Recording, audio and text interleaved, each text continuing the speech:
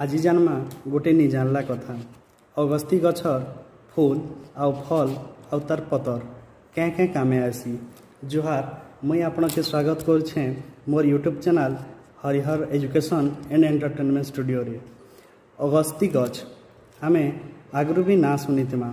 ई गछटा कार्तिक मासे इतार फूल फल आउ जदि शाक के आमे ग्रहण करमा बेले देह लगी उपकारी थी। अगस्ती ना कहीं दिगला ये गछटा अगस्ती तारा उदला बेल के ये गछर फूलटा फुटीसी बोली इतार ना अगस्ती दि जाइए। अगस्ती गछर फूल रे काण काण रही। अगस्ती गछर फूल रे पुष्टिसार कैल्शियम फस्फरस लौह जीवनिका क ख ग इत्यादि रही थाए। शाकटा पिता होते भी इटा आमर देह लगी उपकारी दे।